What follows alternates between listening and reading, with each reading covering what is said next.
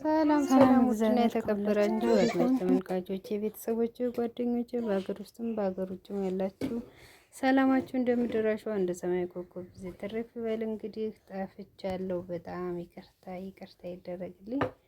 እንግዲህ እስቲ ከዚህ በኋላ አለመጥፋት ሞክራለሁ። እንደ ፈጣሪ ሁሉ ሰላም ነው፣ ሁሉ መልካም ነው። ነገር እግዚአብሔር ይመስገን።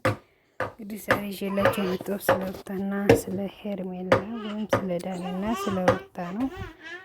ነገሩ ሁሉ እንግዲህ ይሄን ሁሉ ሲራ የቀመመው ዳኒ እንደሆነና እህቲቱ ቤዛ እንግዲህ በብስጭትና በቁጭት እንደተናገረች ነው። እውነት ለመናገር ትዳር ህይወት በማስፈራራት ወይም በቪዲዮ አይሆንም። አንድ ሰው ህሊናው ቀጥቶት ፍቅሩ ገዝቶት ካልተመለሰ ድረስ ሩታ የሄደሽበት መንገድ በጣም የውሷ እንግዲህ ወደ ድሮ ህይወቷ ለመመለስ ነበር። አንዳንዴ ምን አለ መሰላችሁ፣ ስንለመን እንኮራለን፣ ስንለምን እንትን እንላለን እና በዛን ሰዓት እንደዛ ስትለምን ሽብትል ትዳራና ህይወቷ እዚህ ሁሉ አይበጠበጥም። ሁለተኛ ደግሞ የልጅቷ ህይወት የሄርሜላም እንደዚህ አይሆንም ነበር።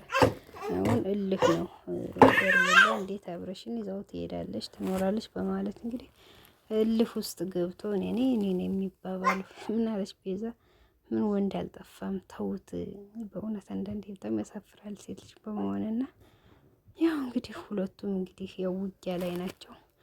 አንዱ ደስታ አንዱ ሀዘን ናቸው። ይህ ሁሉ እንግዲህ ስራ የሚቀመመው ዳንኤል ነው። ዳኒ ደግሞ እንግዲህ ሄርሜላን አፈቅርሻለሁ እያለ ነው። አቤት ዳኒ አቤት እንዳንተ ያለ ግን ሰው እውነት በቻለ ምድር ነው እንጃ። ተስስት ማለት እሱ ነው።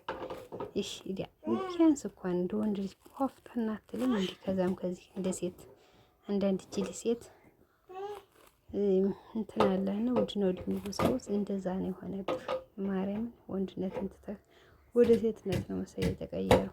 ለማንኛውም ቪዲዮ እንግዲህ ላይክ እና ሼር አድርጓት። አንድ 2 ደቂቃ ነው መልካት። ተረፈ ባይ ባይ።